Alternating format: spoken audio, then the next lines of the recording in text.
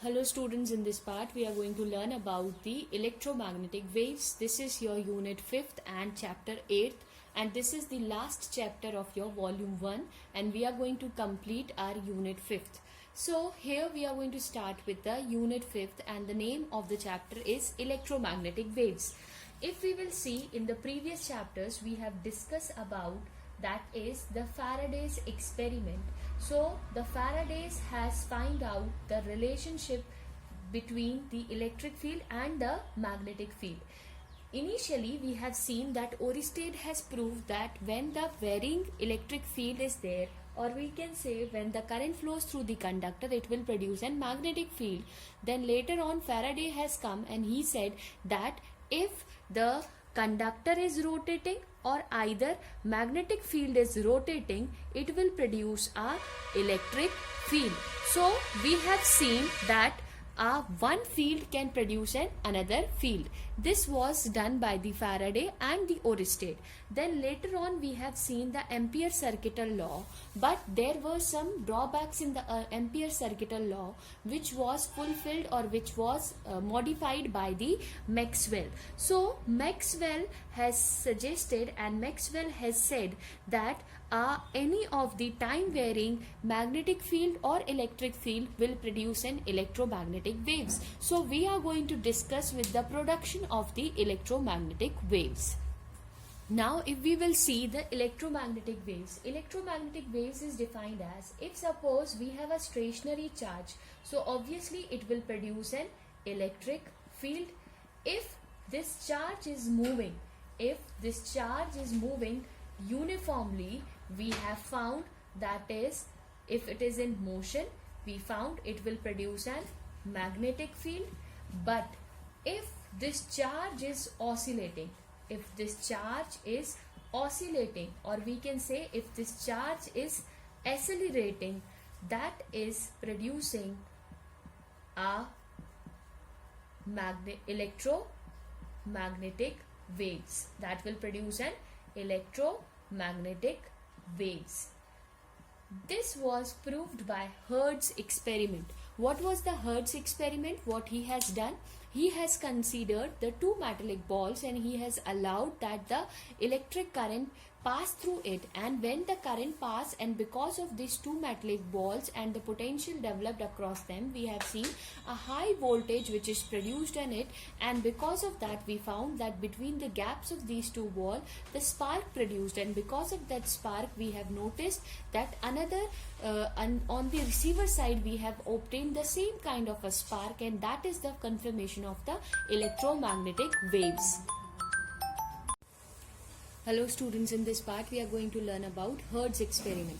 Okay, so as we have seen that the moving charges, or we can say an oscillating charge particle, is producing an electromagnetic wave. What is this oscillation? You know that something which repeat itself in a regular period of time is called an oscillation. Here we will see that the charge which is present, which will be oscillating upward and downward, means it comes back to its mean position and it is accelerating. So accelerating charge particle is producing an electromagnetic waves. So here Hertz has conducted one experiment in 1887. The German scientist, his name is H.R. Hertz. What he has done is, he has took an induction coil, an input circuit, and he has taken two plates which is named as P1 and P2 and the metallic sphere, that is S1 and S2. This circuit is called the transmitter. And here you can see a small loop which have named as S1 dash and S2 dash, which also have a metallic ball, is known as receiver. So what happens in this case, the observation done by the Hertz regarding the electromagnetic waves, when he has given the current to the circuit. So obviously we have an inductor and a capacitor. Here this circuit is acting as an LC circuit. So when the current gives to this circuit and when the current flows through this, so initially in this sphere S1 and S2, it will be acting as a capacitor. The charge is going to be stored in it. Suppose the charge is storing in the S1 and S2 respectively, then the charge is storing, that time the current will be minimum. After some time, when the capacitor is completely charged, what will happen? It will start discharging. When the capacitor starts discharging, what will happen?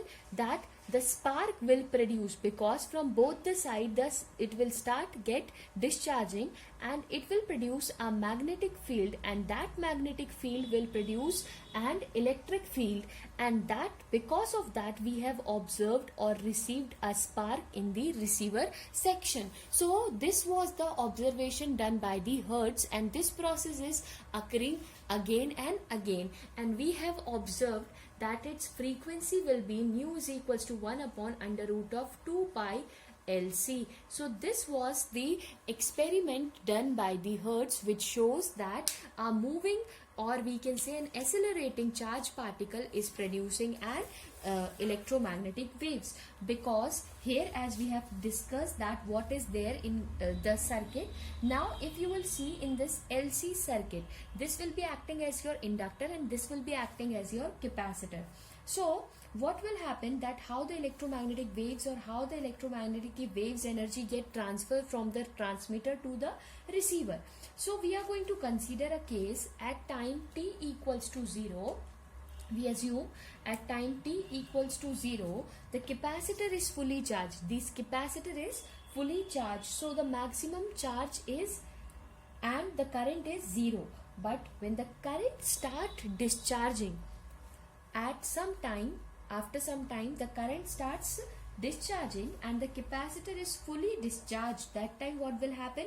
Here we can find that the current will become maximum, and because of the change, because of the charging and the discharging of the current, it will produce a magnetic field, and because of this magnetic field, what we found the induction takes place, and because of that we found that the spark is there on the other side of it. So this was the experiment done by the Hertz. So I hope this is clear to you. Thank you.